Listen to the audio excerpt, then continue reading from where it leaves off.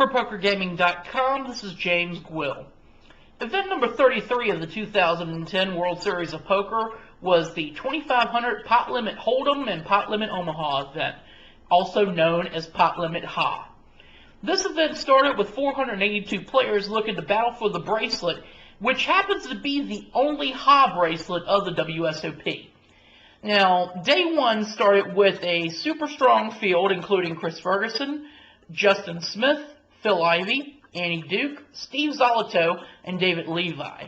By the end of the day, just 116 players were in the field, and of those names, Phil Ivey was still among them. All eyes were keenly watching Ivey and wanted to see if he would actually make the final table of this event. The money bubble burst on day two with 45 players making the money. Chris Reslock, Steve Zoloto, Ross Boatman, and Andy Black were among those that made the money. Now, 14 players made it to day three of this event, and Ivey was still in the field. So as everybody was watching how he would do, Ivey unfortunately would bust out in 12th place, and many were disappointed that were railing him on the sides.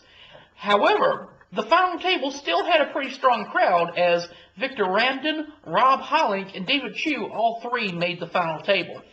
Kevin McPhee started the final table as the chip leader, and among them were also Jose Luis Velador, Craig Gray, James Mitchell, and Gavin Cochran, and also Max Sterling. Victor Ramden ended up falling in 6th place, and Rob Hollink finished in 3rd. Heads-up play was between David Chu and Jose Luis Velador. Velador held a $3.2 million to just $475,000 chip lead over Chu at the beginning of heads-up play. Now, Chu ended up doubling up. However, he still only had $900,000, and that was about as far as he got. In the final hand, Chu bet $372,000 on a flop of 6 of spades, 3 of spades, and a deuce of diamonds, and Velador raised pot, and Chu was all in. Chu, of course, called and turned over the ace of clubs, the 10 of hearts, for basically air. He had ace high. And Velador showed the 7 of diamonds and 6 of 7 of diamonds and 6 of clubs for top pair. The turn filled the 9 of clubs and the river the jack of spades, and David Chu finished as the runner-up. Jose Luis Velador took the only Ha bracelet of this season, taking home $260,517 in the process. This was actually his second career bracelet, as he won a bracelet in 2008 in a $1,500 no-limit Holdem event.